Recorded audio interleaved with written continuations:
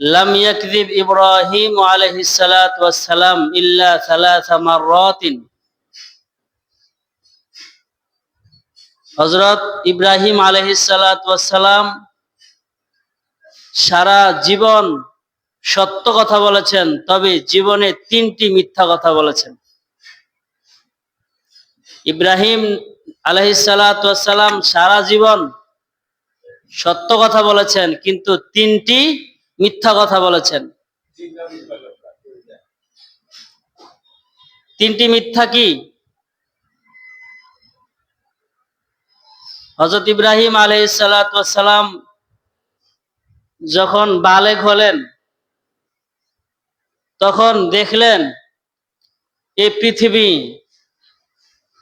পৃথিবীর মানুষগুলো সবাই মূর্তি পূজা করে, মূর্তিকে সেজদা করে, মূর্তির নামে জবাই করে, মূর্তির কদমে সব সময় খাবার দাবার উপস্থিত রাখেন।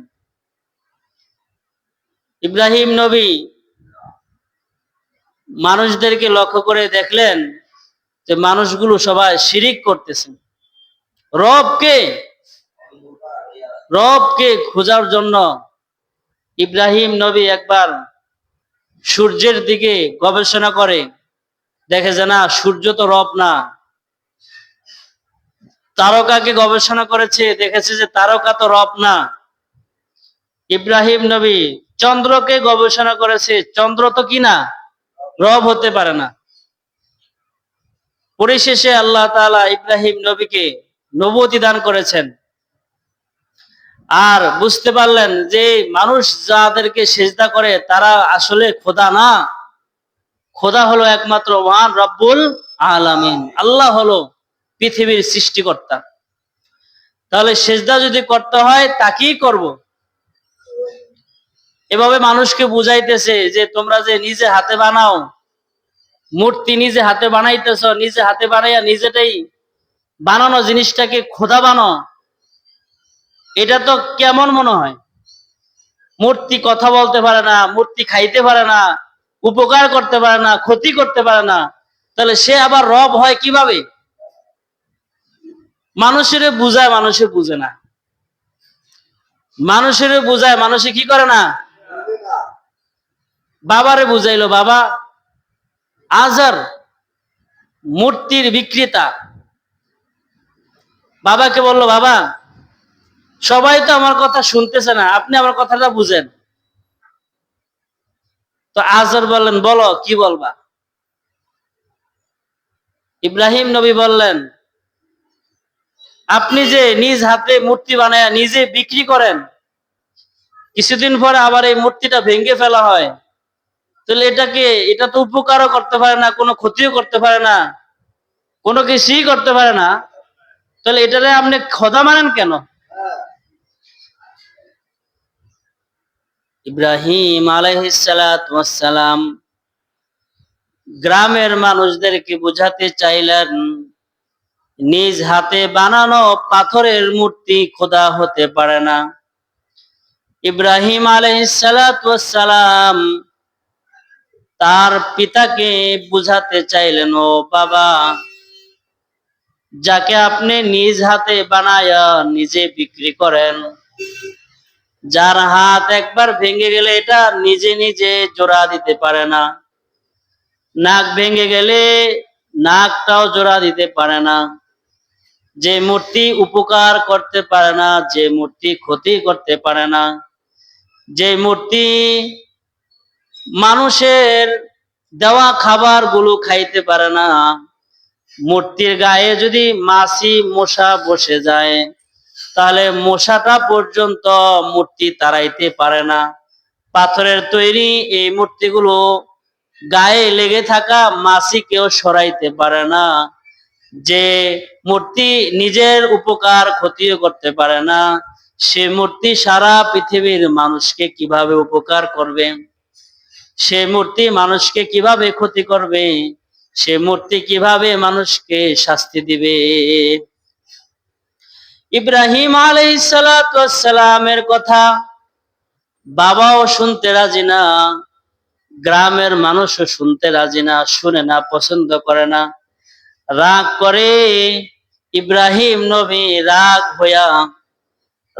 হইয়া মানুষদেরকে শিক্ষা দেওয়ার জন্য একটা প্ল্যান করলেন।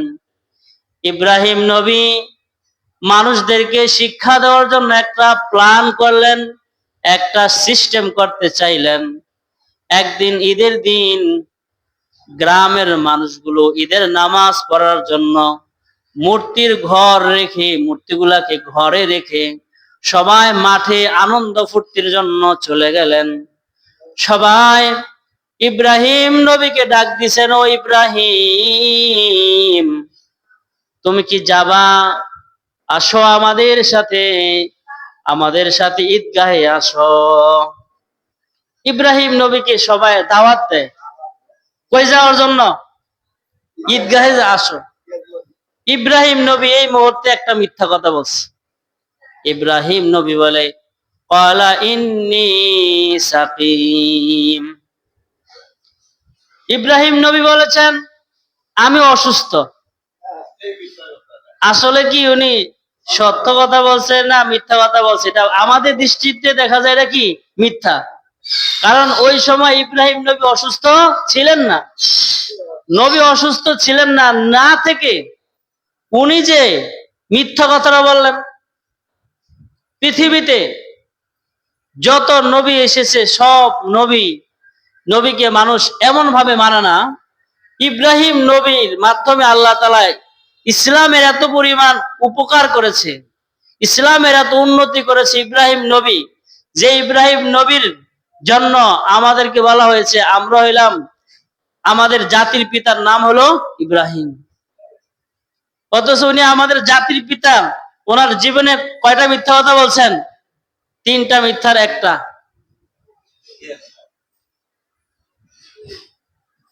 মূর্তিগুলো রেখে এলাকাবাসী যখন সবাই ঈদগাহে চলে গেল, ইব্রাহিম নবী মূর্তির ঘরের মধ্যে ঢুকিয়া হাতের মধ্যে একটা কুড়াল নিয়া একটা একটা কইরা হাত ভাঙ্গে, পা ভাঙ্গে, মাথা ভাঙ্গে, নাক ভাঙ্গে, কান ভাঙ্গে, একটা একটা বাড়ি দেয়, একটা ভাঙ্গে, এক বাড়িতে একটা ভাঙতে ভাঙতে ভাঙতে ভাঙতে সবগুলোকে ভেঙে ফেলেছে। আর মাত্র একটা বড় একটা মূর্তিটা কি করছে? রেখে দিছে। সবাই ঈদগাহে আনন্দ ফুর্তি করে যখন সন্ধ্যাবেলা মূর্তির ঘরের কাছে এসে দেখে মূর্তির ঘরের মধ্যে সবগুলো মূর্তি ভেঙে ফেলেছে, সবগুলো মূর্তি ভাঙ্গা।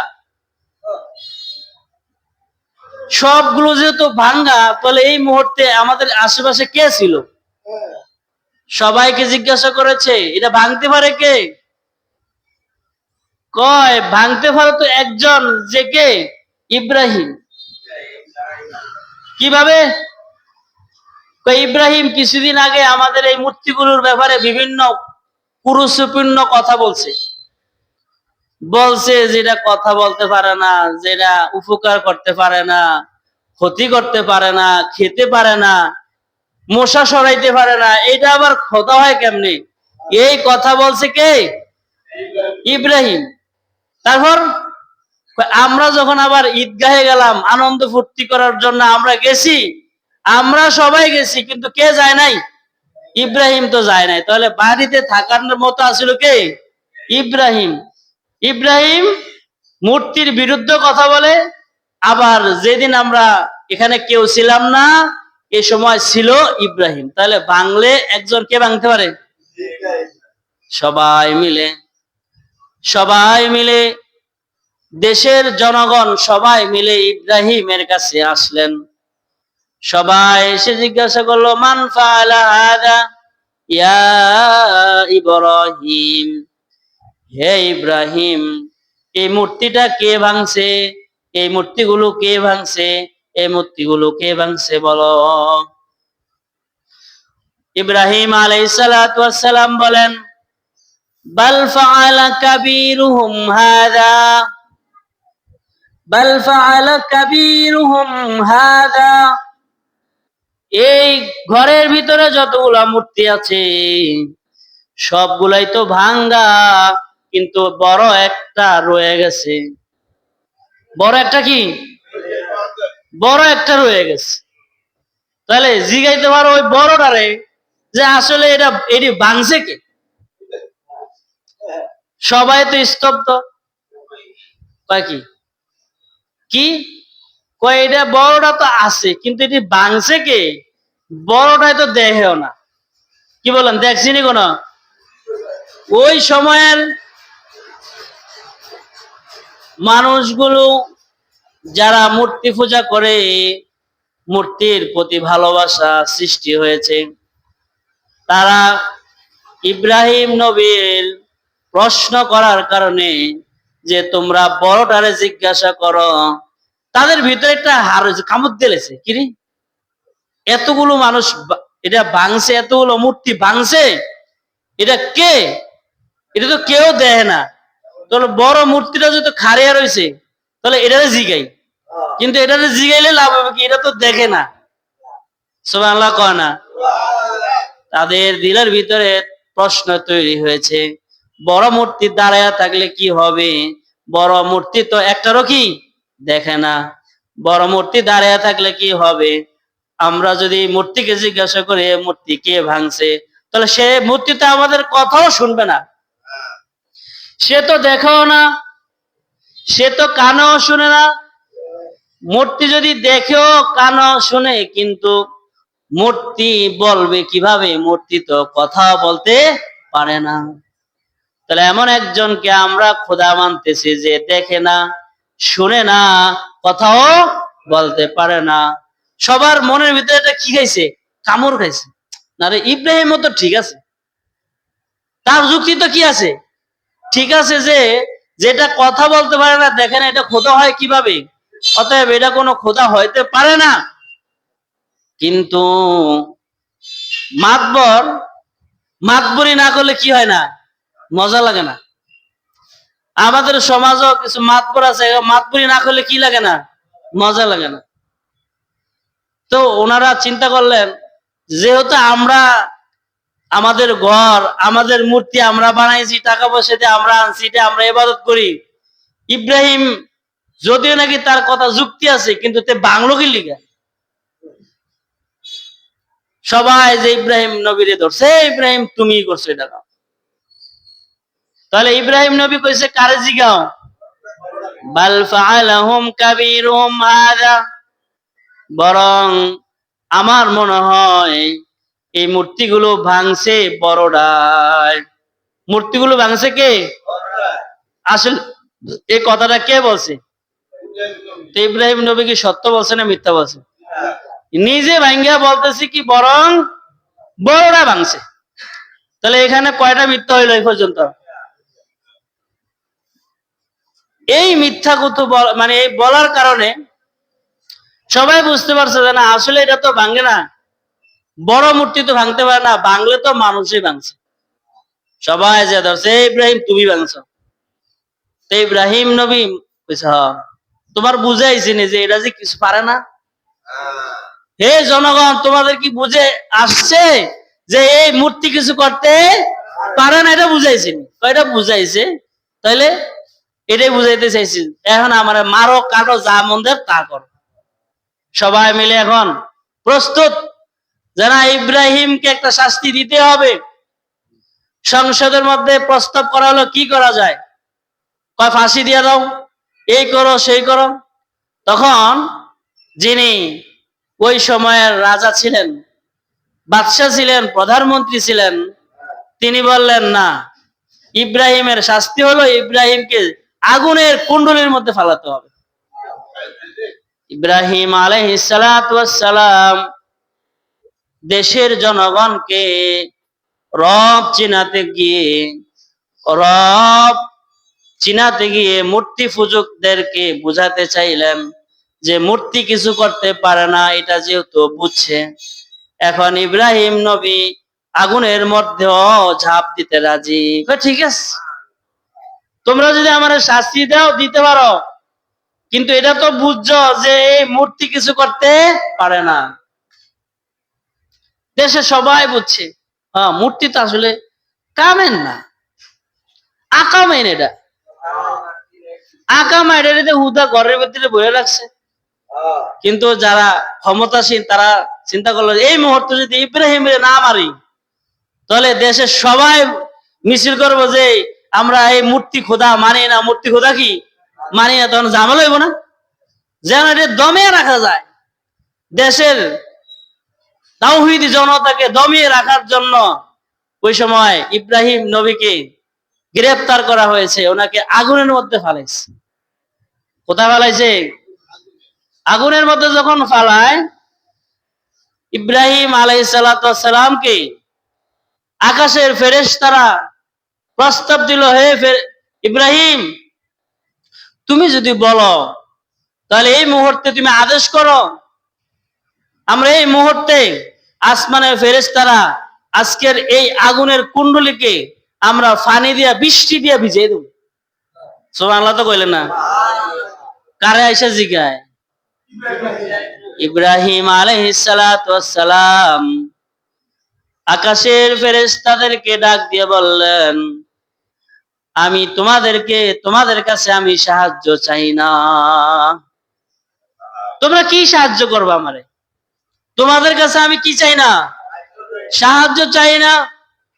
যে রবকে চিনানোর জন্য মানুষের কাছে আমি খারাপ হয়েছি, ওই রবের কাছে আমি সাহায্য চাই। কার কাছে? বাতাসের ফেরেশতারা প্রস্তাব করেন, হে ইব্রাহিম নবী বলেন, আপনি খালি একটু আদেশ করেন, বাতাস দিয়ে আগুনগুলোকে উড়িয়ে দেব। জমিনের ফেরেশতা এসে ইব্রাহিম নবীকে বলেন, ও ইব্রাহিম নবী আপনি বলেন, জমিন দুখণ্ড করে আগুনগুলো মাটির নিচে ঢুকিয়ে দিব। সবাই প্রস্তাব করে, কিন্তু সকলের প্রস্তাব কি করেছেন? প্রত্যাখ্যান করেছেন। নমরুদ ইব্রাহিম নবীকে আগুনে জ্বালানোর জন্য সকল ব্যবস্থাপনা করেছেন, আর সকল ফেরেশতা ইব্রাহিম নবীকে প্রস্তাব করেছেন, আমরা আপনাকে সাহায্য করতে চাই। ইব্রাহিম নবী বললেন, আমি কারো সাহায্য চাই না, আমাকে সাহায্য করবে একমাত্র আল্লাহ। আল্লাহ তাআলা সাহায্য করছেন কি করেন না? নমরুদ ইব্রাহিম আলাইহিস সালামকে আগুনে ফেলে দিলেন, আর ফেলে দেওয়ার সাথে সাথে আগুনকে ওয়ার করলেন। আল্লাহ বলেন, ইয়া নারু কুনি বারদান ওয়া সালামান আলা ইব্রাহিম। আল্লাহ তাআলা বলেন, হে আগুন, আমার ইব্রাহিমের জন্য, আমার বন্ধু ইব্রাহিমের জন্য তুমি আগুন জ্বালানোর কোনো ক্ষমতা রাখো না। আমার ইব্রাহিমের জন্য তুমি জান্নাতের বাগান হয়ে যাও। আগুন জান্নাতের কি হয়ে গেছে? আমরা তো দেখি এটা মনে হয় খুব কষ্টের জায়গা। আগুন কষ্টের জায়গা, কিন্তু এই আগুনটাকে জান্নাত বানাইছে কে? আল্লাহ চাইলে আগুনও কি হয়? জান্নাত হয়। আল্লাহ চাইলে ছুরির ভিতরও কি থাকে না? দাঁত থাকে না। আল্লাহ চাইলে অনেক কিছু করতে পারে। পারে কি পারে না? আগুন জান্নাতের বাগান।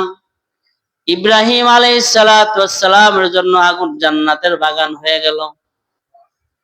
এভাবে আল্লাহ তাআলা ইব্রাহিম নবীকে কয়েকদিন পর পর কি করেছে? পরীক্ষা করছে। কোরআনে কারীমে আল্লাহ তাআলা বলেন, وَإِذِ ابْتَلَى إِبْرَاهِيمَ رَبُّهُ بِكَلِمَاتٍ فَأَتَمَّهُنَّ।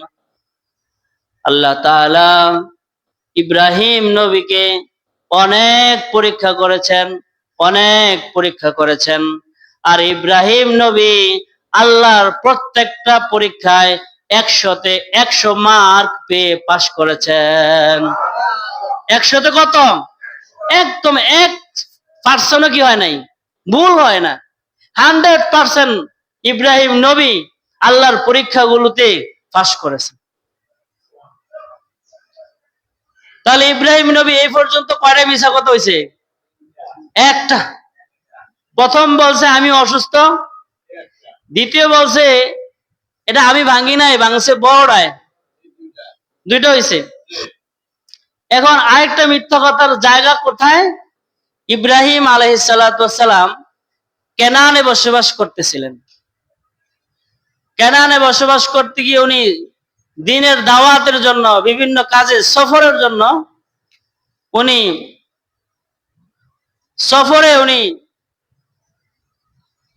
মিশরে ভ্রমণ করতে গেলেন। ওই সময় মিশরের বাদশার নামও ছিল ফেরাউন। কিন্তু এই ফেরাউন আরেকজন ফেরাউন। মুসা নবীর যুগে মিশরের বাদশার যে ফেরাউন আর ইব্রাহিম আলাইহিস সালামের যুগের মিশরের বাদশার নাম যে ফেরাউন, এই ফেরাউন কি এক না ভিন্ন? ভিন্ন। ইব্রাহিম নবীর যুগে মিশরের বাদশা উনি একজন নারী লোভী ছিলেন। কি লোভী? নারী লোভী, নারীর প্রতি ওনার আসক্ত। ওই এলাকা দিয়ে যদি কোনো নারী যাতায়াত হয়, কোন সুন্দরী নারী যায়, ওই তাকে ধরে এনে ভোগ করার জন্য চেষ্টা করে। তো হযরত ইব্রাহিম আলাইহিস সালাম একবার মিশর সফর করেছেন। ইব্রাহিম নবী মিশরে যাওয়ার সময় মিশরের ফেরাউন ইব্রাহিম নবীর বিবি সায়রা, নাম কি? ইব্রাহিম নবী একটা বিয়ে করেছে, নাম কি? সায়রা। সায়রা বিবিকে নিয়ে যখন গেছে, সুন্দরী, মিশরের বাদশার যারা পুলিশ বিভাগ, গোয়েন্দা বিভাগ খবর দিল যে আমার দেশের, আপনার দেশের ভিতরে দিয়ে একজন সুন্দরী রমণী যাচ্ছে, সাথে যেন কে একজন আছে। কই সমস্যা নাই, ওই আমার নারীরে দরকার। কারে দরকার? নারীটারে দরকার, নারীরে নিয়ে আসো, আর ওই যে পুরুষ যেটা আছে এটারে রাইখে আসো। তখন পুলিশ গিয়ে ইব্রাহিম আলাইহিস সালামের বিবি সারাকে জিজ্ঞাসা মানে বললেন, এই ইব্রাহিম, ইব্রাহিম তো ছিলেন না, জিজ্ঞাসা করলেন এই উনি কে? উনি কে? তখন ইব্রাহিম আলাইহিস সালাম বলছেন উনি হলো আমার বোন। স্ত্রীরে বলছে উনি হলো আমার কি? বলবো তো আমার উনি বিবি, কিন্তু বলছে উনি আমার বোন। এই বোন বলার পিছনে একটা কারণ আছে।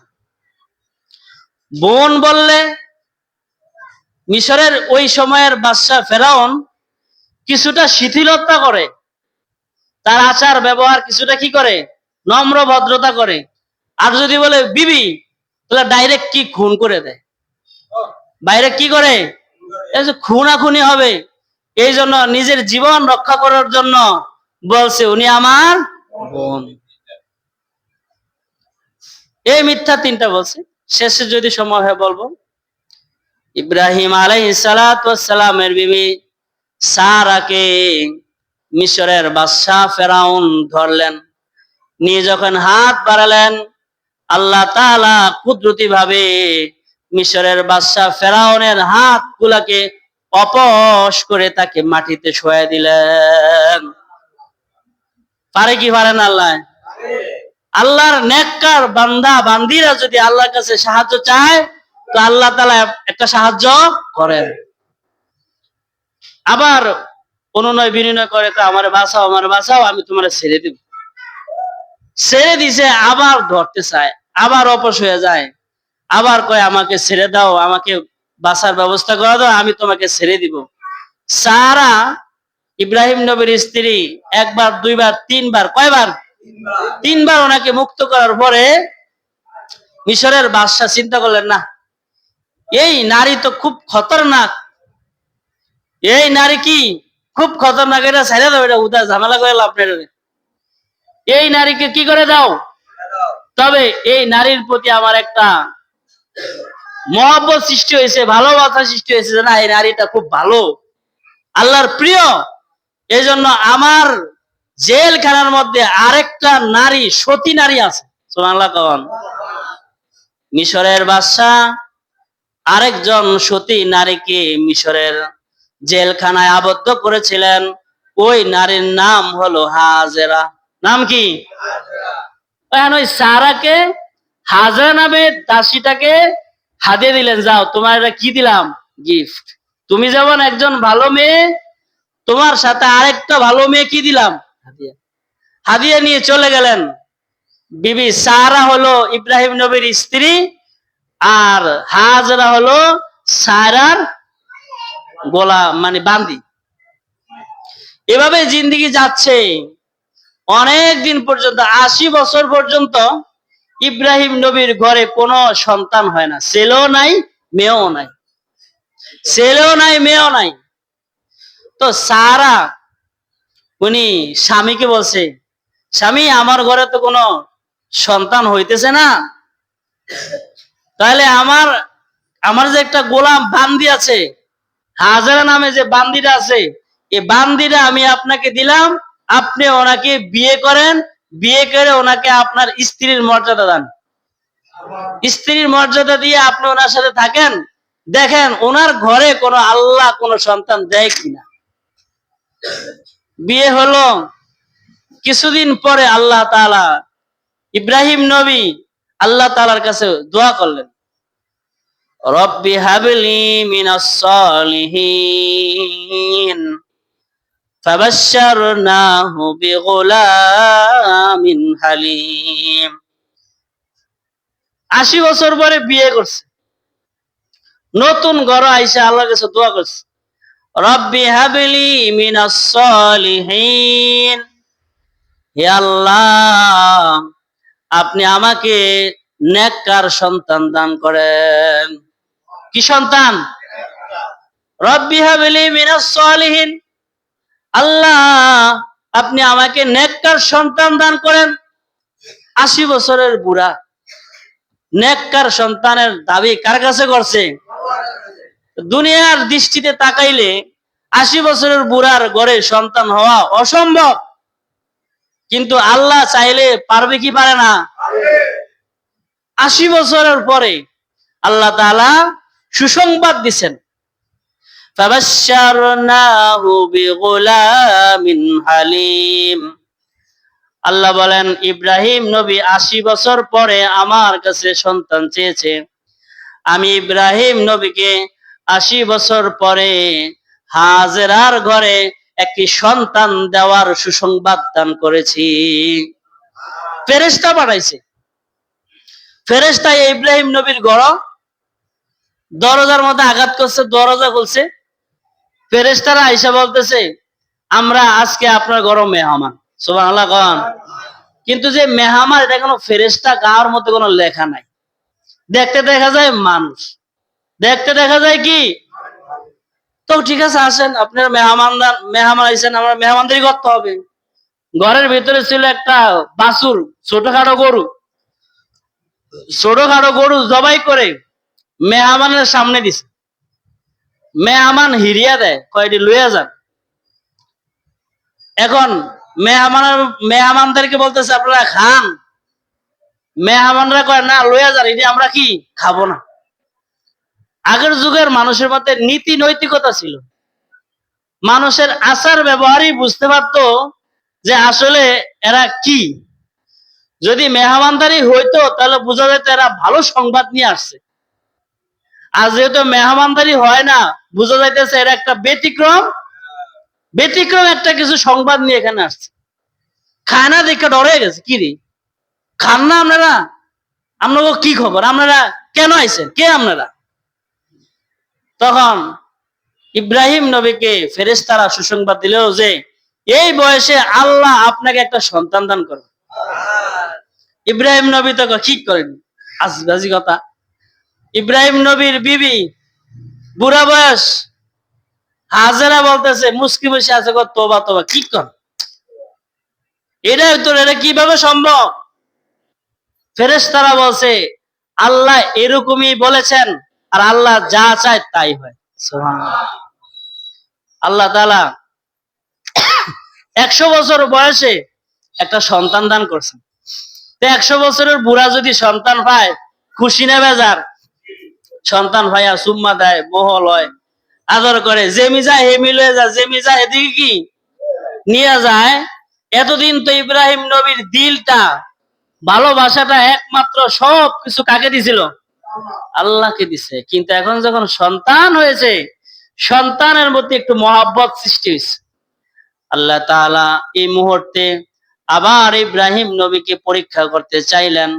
হে ইব্রাহিম, তোমার ঘরে তোমার যে সন্তান হয়েছে ইসমাইল, নবজাতক এই সন্তান, সে কথাও বলতে পারে না, ওয়া ওয়া করে। এই মুহূর্তে তোমার এই সন্তানকে বনবাসে দিতে হবে। কার অর্ডার? আল্লাহ অর্ডার করেছে। ইব্রাহিম নবী প্রত্যেকটা পরীক্ষায় পাস করেছে। এই পরীক্ষা কি ফেল হবে? আমাদেরকে যদি বলতো যে আপনার এই আজকার 80 বছরের বুড়া মানুষ, আপনাকে যে সন্তান দিছি, এই সন্তানকে এই মুহূর্তে আপনি বনবাসে দিয়ে আসবেন, আমরা মানলাম না। ইব্রাহিম নবী তো এক বাক্যে, অসুবিধা নেই। কবে? কালকে সকালে ভোরে। সন্তান হইলো মাত্র, আদর করিয়া একটু আনন্দ ফুর্তি করে একটু খেলবো, এই মাত্র মুহূর্তের মধ্যে কি হয়ে গেছে? অর্ডার। সকালবেলা হাজরা আলাইহিস সালাতু ওয়াস সালামকে বললেন, এ হাজরা, আয়ো। কই? কই আসো। আর রওনা দিছে। কই? কই আয়ো, অল্প দুগা খানা, অল্প একটু পানি নিয়ে রওনা দিছে। হাজরা এবং সারা, হাজরা এবং ইসমাইল, কয়জন?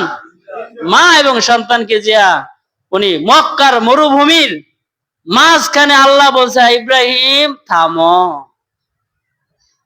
ইব্রাহিম কি কয়? আসমানের দিকে তাকে দেখে, আসমানের উপরে কিছু নাই, একটা গাছ নাই, এটা ছায়া নাই, কিছুই নাই, ঠাড়া ভাঙ্গা রোদ পড়তে আছে। এখানে কি? মরুভূমি, বালু। আল্লাহ বলে, ইব্রাহিম থামো। কলিজাটা বন্ধ করে দিয়া, চাপ দিয়া ধরে আছে না, আল্লাহর হুকুম এন। হাজারা বলে, হাজারা এনই। কেন মানে এন কি? কেন তোমার থাকতে হবে? হাজারা বলে, ওগো স্বামী, কিভাবে সম্ভব?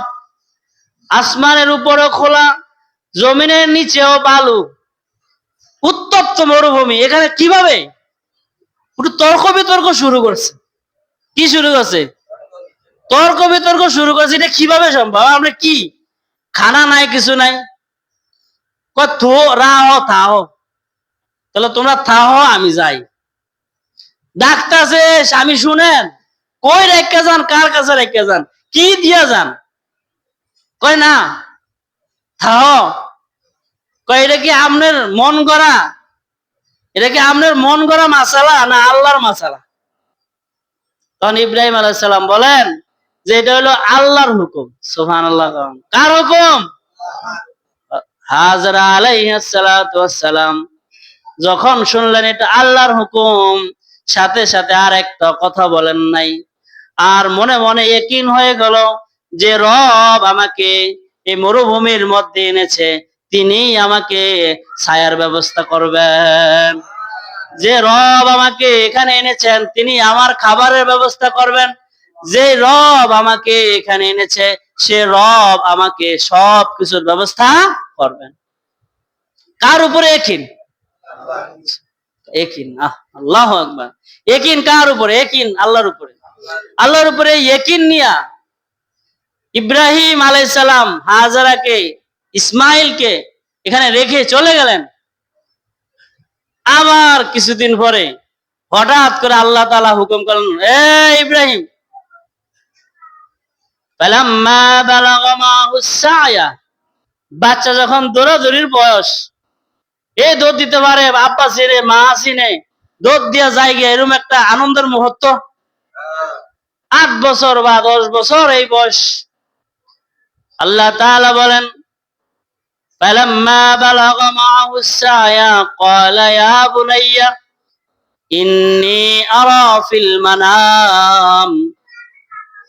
8 বছর বয়সী ইব্রাহিম আলাইহিস সালামকে আল্লাহ তাআলা ইসমাইলের 8 বছর বয়সে আল্লাহ তাআলা ইব্রাহিম নবীকে আবার ইসমাইলের কাছে পাঠালেন, যাও তোমার সন্তানটাকে একটু দেখে আসো।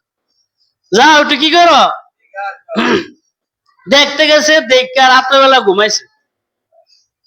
রাত্রেবেলা মাত্র ঘুমাইছে, কলিজাটা ঠান্ডা করে বাচ্চা কোলে নিছে। 8 বছর পরে বিদেশ থেকে ছেলে মানে মানুষ আসলে যেরকম একটা আনন্দ, অনেক ভালোবাসা যখন সৃষ্টি হয়েছে, রাত্রেবেলা স্বপ্নে দেখে। স্বপ্ন দেখছে এই সন্তানকে কি করতে হবে, কোরবানি দিতে হবে। সকালবেলা কিছুই বলে না, সন্তানকে ডাক দিয়ে বলছে, ক্বালা ইয়া বুনাইয়া ইন্নী আরা ফিল মানাম, হে আমার কলিজার টুকরা সন্তান, আমি রাতের বেলা স্বপ্নে দেখেছি, ইন্নী আযবাহুকা ফানজুর মাযা তারা, আমি স্বপ্নে দেখেছি আমি তোমাকে জবাই করিতেছি, এখন তোমার মতামত কি? বাচ্চারা জিজ্ঞাসা, আমি তোমার দেখছি স্বপ্নে দেখছি জবাই করি, আল্লাহ আমার ওয়ার্ডার করেছে তোমাকে জবাই করার জন্য, তোমার মতামত কি? এই ছোট্ট সন্তান আমরা যদি হইতাম এই বয়সে, তাহলে আমরা তো দৌড় দিলাম, ও মা গো মা, বাঁচার জন্য কত কিছু করি। কিন্তু আল্লাহর হুকুম, আল্লাহ বলছে জবাই করতে হবে। এখন এই ছোট্ট বাবা যেমন, ছেলেও তেমন। সুবহানাল্লাহ তো কর না। বাবাও যেমন আল্লাহর পরীক্ষায় 100তে 100 পেয়েছে, ছোট্ট ছোট্ট ইসমাইল যখন বাবা বলেছে আল্লাহ তো আমাকে এরকম বলছে, তুমি কি কও, তোমার মতামত কি?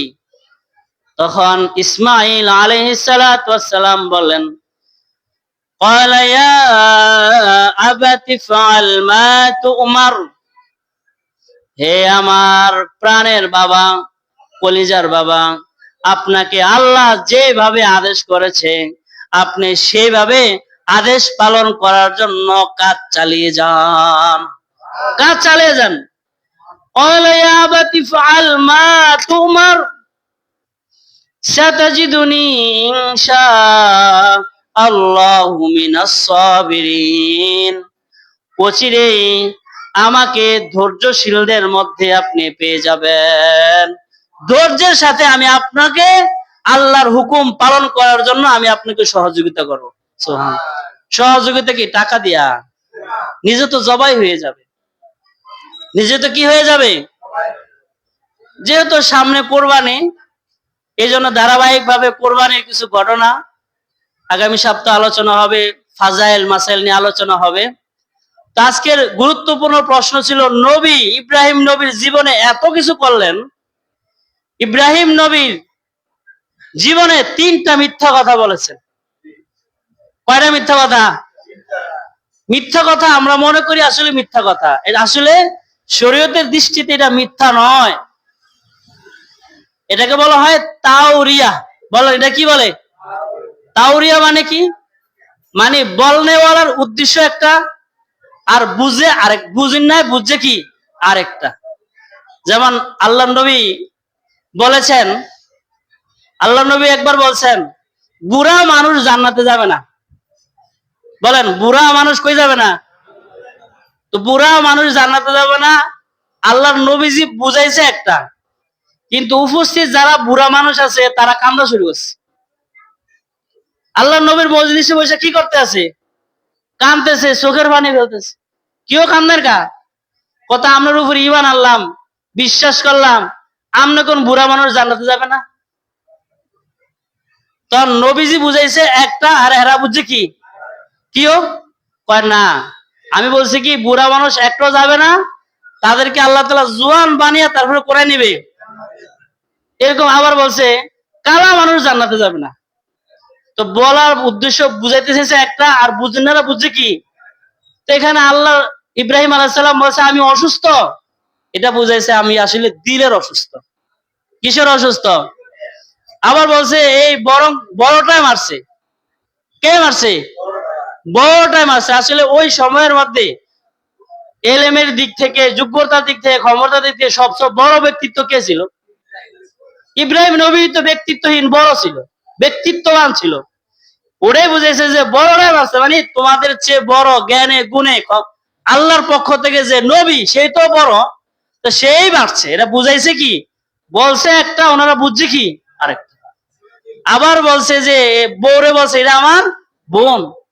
আসলে মুসলমান, প্রত্যেকটা মুসলমান একজন একজনের কি ভাই, আর মহিলারও একজন একজনের কি বোন। তো যেহেতু উনি মুসলমান আর ওনার বিবিও কি মুসলমান, তাহলে ধর্মীয় দৃষ্টির থেকে বউ স্বামী স্ত্রী দুজনে কি একজনে ভাই বোন। আবার ব্যাখ্যা গ্রন্থরা বলেছেন যে ইব্রাহিম আলাইহিস সালাম ওনার স্বাস্থ্য বোনরে বিয়ে করছে। কারে বিয়ে করছে? তো স্বাস্থ্য বোনেরা যদি বিয়ে করে থাকে, তো আসলে তো আগে কি ছিল, বোন ছিল, স্বাস্থ্য বোন ছিল, পরে বিয়ে করছে, এখন কি হয়েছে, বউ হয়েছে। যাক, ইব্রাহিম নবী কি মিথ্যা বলছে না তাওরিয়া করছে? আল্লাহ তাআলা আমাদেরকে ইব্রাহিম নবীর আদর্শ সামনে কোরবানি, সে কোরবানির জন্য প্রস্তুতি নেওয়ার তৌফিক দান করুন।